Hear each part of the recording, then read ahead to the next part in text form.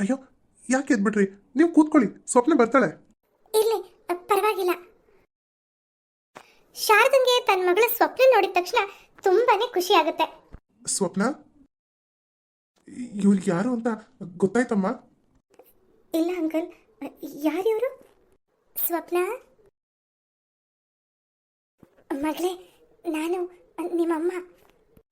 ನಾನು ನಿಮ್ಮಮ್ಮ ಅನ್ನೋ ಮಾತನ್ನ ಕೇಳಿದ ತಕ್ಷಣ ಸ್ವಪ್ನಂಗೆ ಏನು ಮಾಡಬೇಕು, ಏನು ಮಾತಾಡಬೇಕು ಅಂತಾನೆ ಗೊತ್ತಾಗಲ್ಲ. ಅವಳು ಸುಮ್ಮನೆ ನಿಂತ್ಕೊಂಡಿರ್ತಾಳೆ. ಯಾಕಮ್ಮ ಸ್ವಪ್ನ, ಒಂದೇ ಒಂದ್ಸರಿ ನನ್ನ ಮುಖ ನೋಡಮ್ಮ, ಅಮ್ಮ ಅಂತ ಕರಿಯಮ್ಮ. ಅಂಕಲ್, ಇವ್ರು ಇಲ್ಲಿಗೆ ಯಾಕೆ ಬಂದಿದ್ದಾರೆ? ಯಾಕೆ ಅಂದ್ರೆ ನಿನ್ನ ನೋಡ್ಕೊಂಡು ಹೋಗೋಣ ಅಂತ ಬಂದಿದ್ದಾರೆ. ಅಷ್ಟೇ ಅಲ್ಲ, ನಿನ್ನನ್ನು ನಮ್ಮ ಮನೆಗೆ ಕರ್ಕೊಂಡು ಹೋಗೋಣ ಅಂತ ಬಂದಿದ್ದೀನಿ ಮಗಳೇ. ಏನು, ನನ್ನನ್ನು ಕರ್ಕೊಂಡು ಹೋಗೋಣ ಅಂತ ಬಂದಿದ್ದೀರಾ? ಅಲ್ಲ, ನನಗೂ ನಿಮಗೂ ಏನು ಸಂಬಂಧ? ನಾನ್ಯಾಕೆ ನಿಮ್ಮ ಜೊತೆ ಬರಬೇಕು? ಏನಮ್ಮ ಸ್ವಪ್ನ, ಈ ರೀತಿ ಮಾತಾಡ್ತಿದ್ಯಾ? ನಾನು ನಿಮ್ಮ ತಾಯಿ. ತಾಯಿನ? ತಾಯಿ ಅಂದರೆ ಮಗುನ ಮುದ್ದು ಮಾಡ್ತಾಳೆ, ಪ್ರೀತಿಯಿಂದ ಸಾಕ್ತಾಳೆ, ಅದಕ್ಕೆ ಪಾಲನೆ ಪೋಷಣೆ ಎಲ್ಲ ಮಾಡ್ತಾಳೆ. ಆದರೆ ಇದನ್ನೆಲ್ಲ ನನಗೆ ಮಾಡಿದ್ದು ತಂದೆ. ನನಗೆ ಗೊತ್ತು ಸ್ವಪ್ನ, ನಿನಗೆ ನನ್ನ ಮೇಲೆ ತುಂಬ ಬೇಜಾರಾಗಿದೆ. ಆದರೆ ನನಗೂ ಆಸೆ ಇರುತ್ತಲ್ವಾ ನನ್ನ ಮಗಳ ಜೊತೆ ಇರಬೇಕು ಅಂತ. ನಾನು ಮಾಡಿರೋ ತಪ್ಪನ್ನೆಲ್ಲ ಕ್ಷಮಿಸಿ ನನ್ನ ಜೊತೆ ಬಂದ್ಬಿಡಮ್ಮ. ನೀವು ಮಾಡಿರೋ ತಪ್ಪನ್ನ ಕ್ಷಮಿಸೋಕ್ಕೆ ನಾನು ಯಾರು? ನಮ್ಮಪ್ಪ ಸಾಯೋವರೆಗೂ ಅವ್ರ ಹೆಂಡತಿ ಕೊರಗಲ್ಲೇ ಸತ್ರು. ಇವತ್ತೋ ನಾಳೆನೋ ನನ್ನನ್ನು ನೋಡೋಕ್ಕೆ ಬಂದೇ ಬರ್ತಾಳೆ, ನನ್ನ ಮಗಳನ್ನ ನೋಡೋಕ್ಕೆ ಬಂದೇ ಬರ್ತಾಳೆ ಅಂತ ಅವ್ರಿಗೆ ಆಸೆ ಇತ್ತು. ಆದರೆ ಅವ್ರ ಜೀವ ಇರೋವರೆಗೂ ಅವ್ರ ಹೆಂಡತಿ ಬರಲೇ ಇಲ್ಲ. ಅದು ಯಾಕಮ್ಮ ಸ್ವಪ್ನ, ಒಂದು ಸರಿನಾದರೂ ಅಮ್ಮ ಅಂತ ಕರಿಯಮ್ಮ. ನನಗೆ ನಮ್ಮಪ್ಪ ಅಮ್ಮ ಎಲ್ಲ ನಮ್ಮ ತಂದೆನೇ ಆಗಿದ್ರು. ಪಾಪ ಅವರು ನಿಮಿಷಕ್ಕೂ ಕ್ಷಣಕ್ಕೂ ಅವ್ರ ಹೆಂಡ್ತಿನ ನೆನೆಸ್ಕೊಳ್ತಿದ್ರು. ನಾನು ಅವಳನ್ನು ಎಷ್ಟು ಪ್ರೀತಿ ಮಾಡ್ತಿದ್ದೆ, ನಾನು ಅವಳಿಗೆ ಏನು ಕಮ್ಮಿ ಮಾಡಿದ್ದೆ? ಇದೇ ಪ್ರಶ್ನೆಗಳು ಕಡೆವರೆಗೂ ಅವರನ್ನು ಕಾಡ್ತಾ ಇದ್ವು. ನನಗೆ ಇವತ್ತು ಕಣ್ಣು ಕಟ್ತಿರೋದು ಏನು ಗೊತ್ತಾ? ನಮ್ಮಪ್ಪ ಕಡೆಯ ಕ್ಷಣದಲ್ಲಿ ನರಳಿ ಕೊರಗಿ ಸತ್ರಲ್ಲ, ಅದು. ಆದ್ದರಿಂದ ನನಗಿವತ್ತು ಯಾರೂ ಬೇಡ. ನಮ್ಮ ತಂದೆ ನನಗೆ ಹೇಳಿದರು, ನಾಳೆ ನಾನು ಹೋದ್ಮೇಲೆ ರಾಜಶೇಖರ್ ಅಂಕಲ್ ಮನೇಲೇ ಇರಬೇಕು ನೀನು ಅಂತ. ಆದ್ದರಿಂದ ನಾನು ನಮ್ಮ ಅಪ್ಪನ ಅತ್ತೆ ಮನೆಗೂ ಹೋಗಲಿಲ್ಲ. ಏನಮ್ಮ ಸ್ವಪ್ನ, ನನ್ನನ್ನಂತೂ ನಿಂಗೆ ಅಮ್ಮ ಅನ್ನೋಕ್ಕೆ ಇಷ್ಟ ಇಲ್ಲ. ಅಟ್ಲೀಸ್ಟ್ ಅಪ್ಪನ ಅತ್ತೆ ಅಂತೀಯಲ್ಲ, ಅಜ್ಜಿ ಅಂತನಾದರೂ ಹೇಳ್ಬೋದಿತ್ತು ತಾನೇ? ನೋಡಿ, ದಯವಿಟ್ಟು ಇಲ್ಲಿಂದ ಹೊರಟೋಗಿ. ನನಗೆ ನಿಮ್ಗಳ ಜೊತೆ ಮಾತಾಡೋಕ್ಕೆ ಇಷ್ಟ ಇಲ್ಲ. ನನಗೆ ನಮ್ಮ ಅಪ್ಪನೇ ಇಲ್ಲ. ಅವ್ರು ಬಿಟ್ಟರೆ ನನಗೆ ಅಂಕಲ್ ಒಬ್ಬರೇ. ನಾನು ಚಿಕ್ಕ ವಯಸ್ಸಿಂದನೂ ನನಗೆ ಯಾರೂ ಆಗಿಲ್ಲ. ಅದಕ್ಕೆ ನಾನು ಯಾರನ್ನು ಯಾವುದೇ ರೀತಿಲೂ ಕರೆಯಲ್ಲ. ದಯವಿಟ್ಟು ಇಲ್ಲಿಂದ ಹೊರಟೋಗಿ. ಇಷ್ಟು ಹೇಳಿ ಸ್ವಪ್ನ ಅಲ್ಲಿಂದ ಹೋಗ್ತಾಳೆ. ನೀವಾದರೂ ಒಂದು ಮಾತು ಹೇಳಿ. ನಾನು ಏನು ಅಂತ ಹೇಳಿ? ನಿಮ್ಮಮ್ಮ ನಿನ್ನ ಚೆನ್ನಾಗಿ ನೋಡ್ಕೋತಾರೆ, ಅವ್ರ ಜೊತೆ ಹೋಗು ಅಂತ ಹೇಳ? ಅವಳೇನು ಚಿಕ್ಕ ಹುಡುಗಿ ಅಲ್ಲ, ನಾನು ಅವಳಿಗೆ ಬುದ್ಧಿ ಹೇಳಿ ಕಳ್ಸೋಕ್ಕೆ. ಅವಳಿಗೂ ಇವಾಗ ಯೋಚನೆ ಮಾಡೋ ಶಕ್ತಿ ಇದೆ. ಅವಳ ನಿರ್ಧಾರ ಏನು ಅಂತ ಅವಳ ಬಾಯಿಂದಾನೆ ಹೇಳಿದ್ಲು ತಾನೆ. ನೀವು ಅದನ್ನು ಕೇಳಿಸ್ಕೊಂಡಿರ್ತಾನೆ. ಮತ್ತ್ಯಾಕೆ ಇನ್ನೂ ಇಲ್ಲೇ ನಿಂತಿದ್ದೀರಾ? ಬನ್ನಿ, ಕತ್ ಹಿಡಿದು ಆಚೆಗೆ ದಬ್ಬಕ್ಕೆ ಮುಂಚೆ ನಾವೇ ಹೋಗೋಣ. ಅಲ್ಲ ಶಾರದಾ, ಅಲ್ಲಿಂದ ನನ್ನ ಮಗಳು ಅಂದ್ಕೊಂಡು ಬಂದೆ. ಇಲ್ಲಿ ನೋಡಿದ್ರೆ ನಾನು ಮಗಳು ಅಂತೀನಿ, ಆದರೆ ಅವಳಿಗೆ ಅಮ್ಮ ಅನ್ನೋ ಪ್ರೀತಿ ಇರಬೇಕಲ್ವಾ? ಏನು ಮಾಡೋಕ್ಕಾಗತ್ತೆ? ಅವಳಿಗೆ ಯಾವತ್ತು ನನ್ನ ಮೇಲೆ ಪ್ರೀತಿ ಬರುತ್ತೋ ಅವಾಗ ಬಂದು ಕರ್ಕೊಂಡು ಹೋಗೋಣ. ಬರ್ತೀವಿ. ಅಲ್ಲ ಸ್ವಪ್ನ ಇಷ್ಟು ನಿಷ್ಠುರವಾಗಿ ಮಾತಾಡಿದಾಳೆ ಅಂದರೆ ಅವಳ ಮನಸ್ಸಿಗೆ ಎಷ್ಟು ಬೇಜಾರಾಗಿರ್ಬೇಕು ಪಾಪ. ಅಪ್ಪ, ದಯವಿಟ್ಟು ನನ್ನ ಕ್ಷಮಿಸಿ.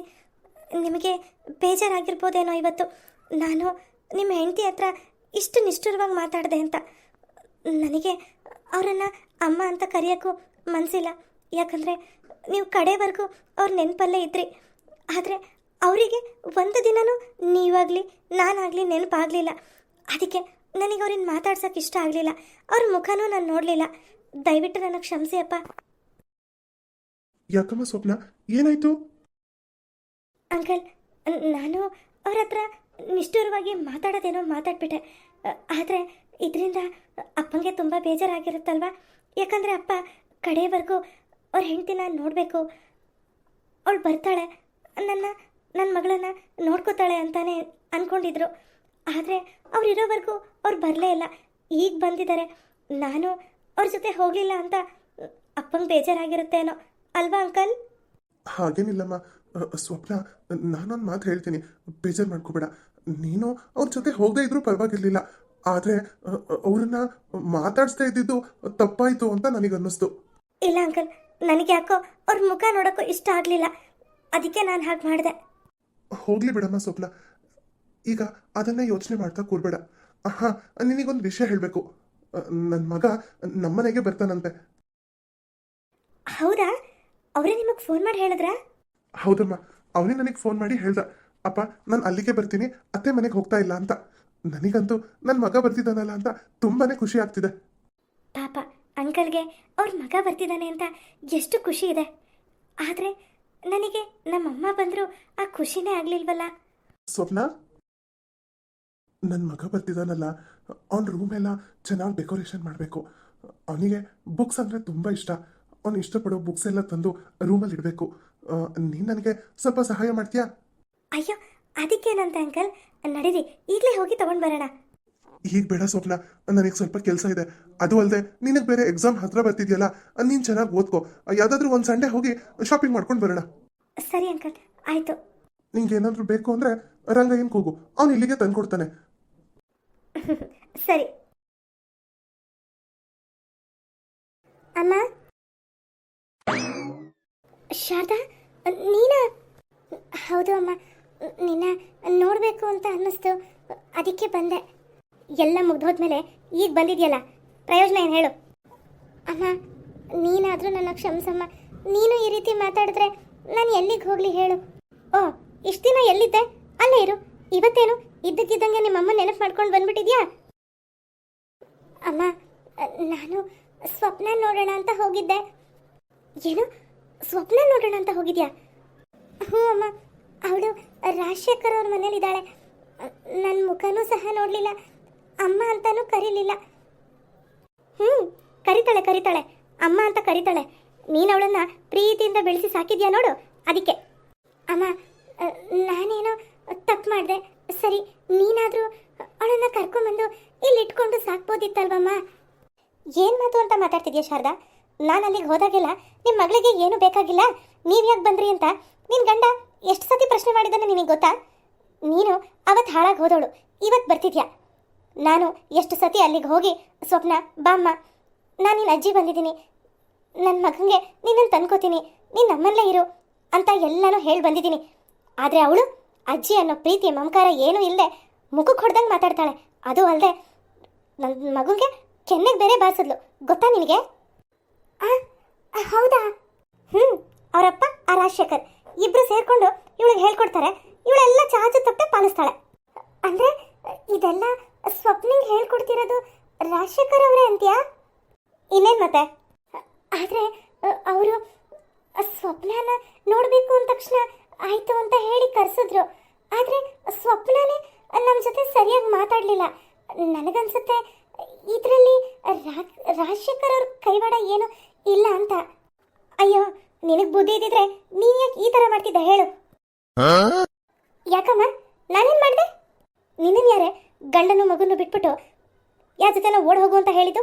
ಅಲ್ಲ ಕಣೆ, ಇವತ್ತು ಸ್ವಪ್ನ ನಿನ್ನ ಜೊತೆ ಇಲ್ಲ ಅಂತ ಕೊರಗ್ತಿದ್ಯಲ್ಲ, ನೀನು ಅವಳನ್ನ ಪ್ರೀತಿಯಿಂದ ನೋಡ್ಕೊಂಡಿದ್ಯಾ, ಅದಕ್ಕೆ ಅವಳು ನಿನ್ನ ಜೊತೆ ಬರ್ತಿಲ್ಲ.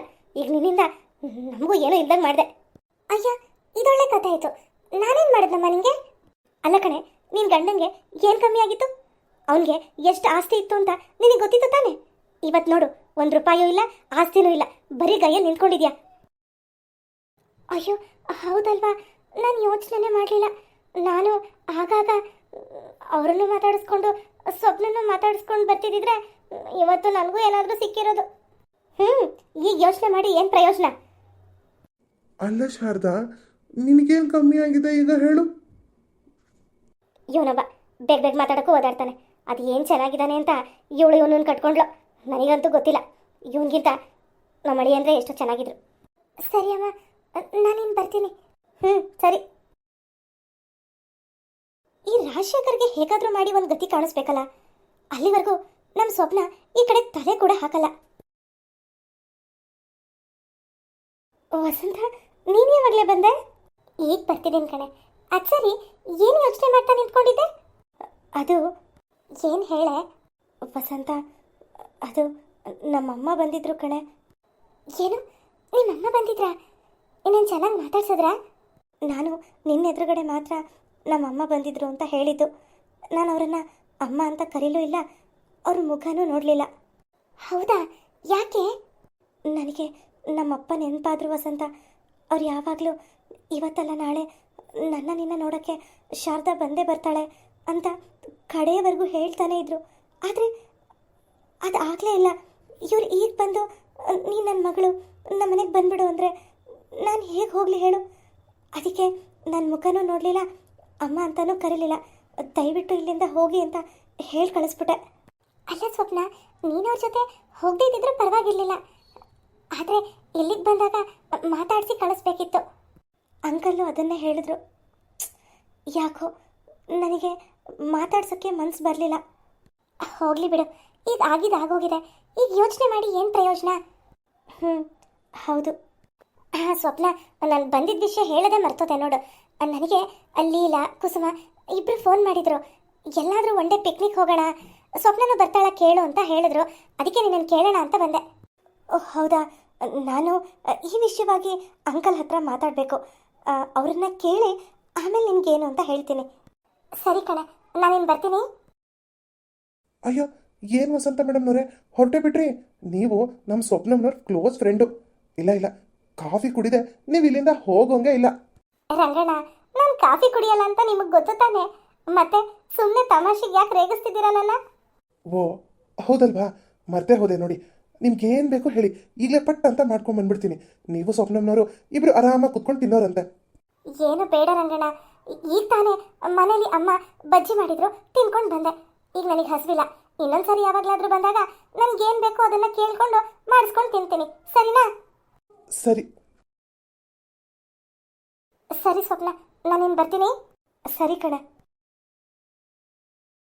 ಪಾಪ ರಂಗಣ್ಣ ಎಲ್ಲರನ್ನು ಎಷ್ಟು ಪ್ರೀತಿಯಿಂದ ಮಾತಾಡಿಸ್ತಾರೆ. ರಂಗಣ್ಣ ನನಗೆ ತೋರಿಸೋಂಥ ಪ್ರೀತಿಲಿ ಕಾಲು ಭಾಗದಷ್ಟು ನಮ್ಮಮ್ಮ ನನಗೆ ತೋರಿಸ್ಲಿಲ್ಲ. ಅಂದಮೇಲೆ ನಾನು ಯಾಕೆ ಅಲ್ಲಿಗೆ ಹೋಗಬೇಕು? ಅವ್ರ ಜೊತೆ ನಾನು ಯಾಕೆ ಇರಬೇಕು ಅಲ್ವಾ? ಅದು ಅಲ್ಲದೆ ಈ ಮನೇಲೂ ನಾನು ಇರೋಕ್ಕಾಗಲ್ಲ. ಎಷ್ಟು ದಿನ ಅಂತ ನಾನಿಲ್ಲಿರೋದು? ನಾಳೆ ಅವ್ರ ಮಗ ಬಂದರೆ ಅವ್ರ ಮಗನಿಗೆ ಮದುವೆ, ಅದಾದಮೇಲೆ ಸೊಸೆ ಬರ್ತಾಳೆ. ಆಗ ನಾನು ಇಲ್ಲಿಂದ ಹೋಗಲೇಬೇಕು. ಅಷ್ಟರಲ್ಲಿ ನಾನು ಚೆನ್ನಾಗಿ ಓದಿ ಒಂದು ಜಾಬ್ ಅಂತ ತೊಗೊಂಡ್ರೆ ನನ್ನ ಜೀವನ ನಾನು ಮಾಡ್ಕೋಬೋದು. ಇಲ್ಲ ಅಂದರೆ ತುಂಬಾ ಕಷ್ಟ. ಸ್ವಪ್ನ, ಇದೇನಮ್ಮ, ಅವ್ರು ಹೋಗಿ ಎಷ್ಟೊತ್ತಾಯ್ತು? ಇನ್ನು ಅವ್ರ ಬಗ್ಗೆನೇ ಯೋಚನೆ ಮಾಡ್ತಿದ್ಯಾ? ಇಲ್ಲ, ವಸಂತ ಬಂದಿದ್ಲು. ಫ್ರೆಂಡ್ಸ್ ಎಲ್ಲ ಪಿಕ್ನಿಕ್ ಹೋಗ್ತಿದ್ದಾರೆ, ನೀನು ಬರ್ತೀಯಾ ಅಂತ ಕೇಳಿದ್ಲು. ನಾನು ಅಂಕಲ್ನ ಕೇಳಿಬಿಟ್ಟು ಆಮೇಲೆ ನಿನಗೆ ಹೇಳ್ತೀನಿ ಅಂತ ಹೇಳಿದೆ. ಅಂಕಲ್, ನಾನು ನನ್ನ ಫ್ರೆಂಡ್ಸ್ ಜೊತೆ ಪಿಕ್ನಿಕ್ಗೆ ಹೋಗಿ ಬರಲಾ? ನನಗೇನು ಸ್ವಪ್ನನ ಪಿಕ್ನಿಕ್ ಕಳ್ಸೋಕೆ ಇಷ್ಟ ಇಲ್ಲ. ಆದರೆ ಈಗಾಗಲೇ ಅವಳ ಮನಸ್ಸಿಗೆ ತುಂಬ ಬೇಜಾರಾಗಿದೆ. ಪಿಕ್ನಿಕ್ಗೆ ಹೋಗಿ ಬಂದರೆ ಅವಳು ಸ್ವಲ್ಪ ಖುಷಿಯಾಗಿರ್ಬೋದು. ಸರಿ ಸ್ವಪ್ನ, ಹೋಗ್ಬಾ. Thank you uncle. ಅದು ಸರಿ, ಪಿಕ್ನಿಕ್ಗೇನೋ ಹೊರಟಿದ್ಯಾ? ನಿನ್ನ ಹತ್ರ ಚೆನ್ನಾಗಿರೋ ಡ್ರೆಸ್ಸೇ ಇಲ್ವಲ್ಲ, ಏನು ಮಾಡ್ತೀಯಾ? ಅಯ್ಯೋ, ಇರೋದ್ರಲ್ಲೇ ಯಾವುದೋ ಒಂದು ಹಾಕೊಂಡು ಹೋಗ್ತೀನಿ, ಅದರಲ್ಲೇನಿದೆ? ಬೇಡ ಮಗಳೇ, ನೀನು ಪಿಕ್ನಿಕ್ಗೆ ಹೋಗ್ಬೇಕಾದ್ರೆ ಹೊಸ ಬಟ್ಟೆನೇ ಹಾಕೊಂಡು ಹೋಗ್ಬೇಕು. ಬಾ, ಈಗಲೇ ಅಂಗಡಿಗೆ ಹೋಗಿ ಹೊಸ ಬಟ್ಟೆ ತಗೊಂಡು ಬರೋಣ. ಅಂಕಲ್, ನಿಮಗೆ ನಾನು ಹೇಗೆ ಕೃತಜ್ಞತೆ ಹೇಳಬೇಕು ಅಂತಾನೆ ನನಗೆ ಗೊತ್ತಾಗ್ತಿಲ್ಲ. ನಿಜ ಹೇಳಬೇಕಂದ್ರೆ ಪಿಕ್ನಿಕ್ಗೆ ಹೋಗೋಕ್ಕೆ ಯಾವ ಡ್ರೆಸ್ ಹಾಕೊಳ್ಳೋದು ಅಂತ ಯೋಚನೆ ಮಾಡ್ತಾ ಇದ್ದೆ. ಆದರೆ ನೀವು ಅದನ್ನು ಅರ್ಥ ಮಾಡಿಕೊಂಡು ಹೊಸ ಬಟ್ಟೆ ತಗೊಂಡು ಬರೋಣ ಬಾ ಅಂತ ಕರಿತಿದ್ದೀರಾ. ನನಗೆ ಎಷ್ಟು ಖುಷಿ ಆಗ್ತಿದೆ ಗೊತ್ತಾ? ಸರಿ ನಡಿ. ಹಾಯ್ ಫ್ರೆಂಡ್ಸ್, ಅನುರಾಗ ಅಲೆ ಧಾರಾವಾಹಿ ನೀವೆಲ್ಲ ನೋಡ್ತಿದ್ದೀರಾ ಅಂತ ಭಾವಿಸ್ತೀನಿ. ಇಂದಿನ ಎಪಿಸೋಡ್ ನಿಮಗೆಲ್ಲ ಇಷ್ಟ ಆಗಿದ್ರೆ ಪ್ಲೀಸ್ ನಮ್ಮ ಚಾನಲ್ನ ಸಬ್ಸ್ಕ್ರೈಬ್ ಮಾಡಿ, ಹಾಗೆ ನಿಮ್ಮ ಫ್ರೆಂಡ್ಸಿಗೆಲ್ಲ ಶೇರ್ ಮಾಡಿ, ವಿಡಿಯೋಗೊಂದು ಲೈಕ್ ಮಾಡಿ. ಅನುರಾಗ ಅಲೆ ಧಾರಾವಾಹಿ ಹೇಗೆ ಮೂಡಿ ಬರ್ತಿದೆ, ನಿಮಗೆ ಇಷ್ಟ ಆಗ್ತಿದೆಯಾ ಅನ್ನೋದನ್ನ ಕಮೆಂಟ್ ಬಾಕ್ಸ್ನಲ್ಲಿ ತಿಳಿಸಿ ಅಂತ ಹೇಳ್ತಾ ಇಂದಿನ ಎಪಿಸೋಡ್ನ ಮುಗಿಸ್ತಿದ್ದೀನಿ. ನೆಕ್ಸ್ಟ್ ಎಪಿಸೋಡ್ನಲ್ಲಿ ಸಿಗೋಣ. Bye friends.